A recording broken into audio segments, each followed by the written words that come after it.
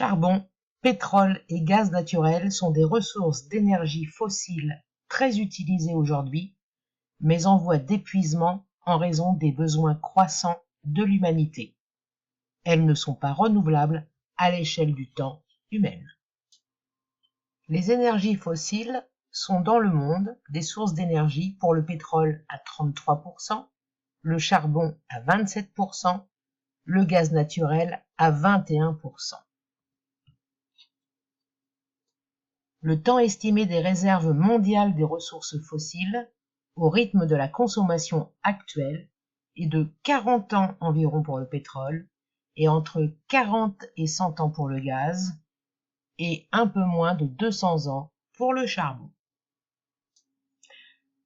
La combustion des énergies fossiles provoque le dégagement de CO2, appelé gaz carbonique ou dioxyde de carbone, dans l'atmosphère. C'est un gaz à effet de serre, appelé GES, G-E-S, qui participe au réchauffement de la planète. Sans l'effet de serre, la vie sur Terre serait impossible. Son amplification est due une grande partie à la combustion des énergies fossiles qui libèrent des quantités importantes de CO2, un gaz à effet de serre. D'autres gaz comme le méthane y contribuent aussi. L'homme doit agir aujourd'hui pour maîtriser sa consommation d'énergie et développer des énergies alternatives pour limiter le réchauffement climatique. Parmi les énergies renouvelables, vous avez l'énergie éolienne. Éolienne veut dire vent. Les avantages, c'est une ressource inépuisable à l'échelle humaine. Inconvénient, une éolienne ne produit pas d'électricité lorsque la vitesse du vent est inférieure à 7,5 mètres par seconde. En 2015, il y a à peu près 1300 parcs éoliens en France.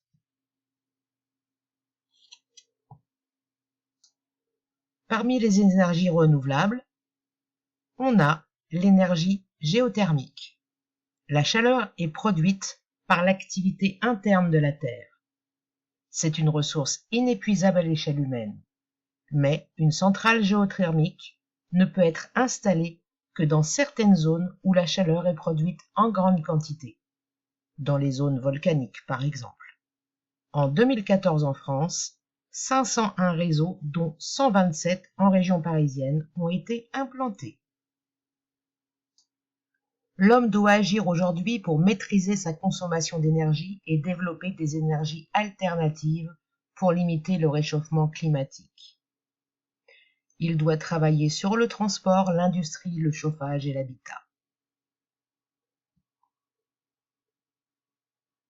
En ce qui concerne l'habitat, 30% de la facture énergétique est perdue dans une maison par la toiture, 25% par les murs et le reste par les vitres et les sols.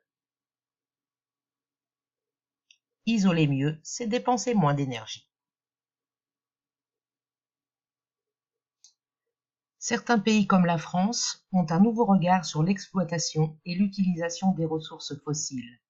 Ils prévoient le remplacement progressif du pétrole par des énergies renouvelables, mais éduquent leur population sur la nécessité de réaliser des économies d'énergie par des choix de consommation raisonnés, des aides pour les isolations de leur habitat et pour la transition énergétique vers des énergies renouvelables.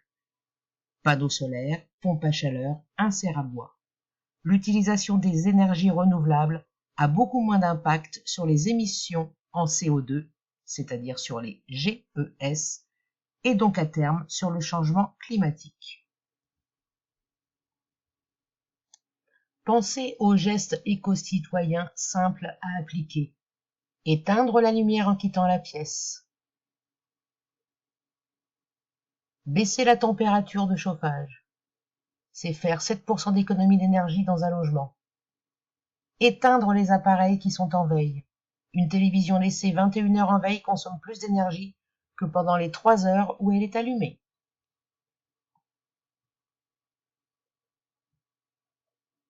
Choisissez des modes de transport collectifs plutôt que les modes de transport individuels, à part le vélo qui en plus vous muscle le corps. Le vocabulaire à retenir: GES, gaz à effet de serre, énergie fossile, pétrole, gaz, charbon, tout ce qui est non renouvelable.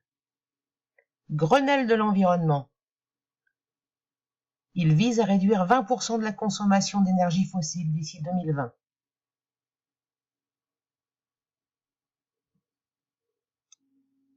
Énergie renouvelable, dite énergie alternative, c'est une énergie dont la source est théoriquement illimitée.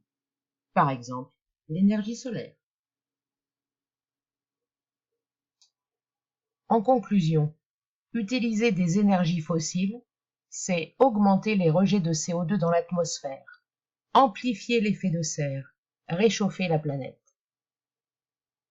Faire des efforts dans la maîtrise de l'énergie et avoir des comportements citoyens responsables, c'est chauffer moins sa maison, isoler ses bâtiments, choisir un transport collectif ou économe en énergie, choisir des appareils économes en énergie, c'est-à-dire de classe A, et suivre les réglementations qui nous permettent de nous encourager à choisir des énergies renouvelables et les économies d'énergie.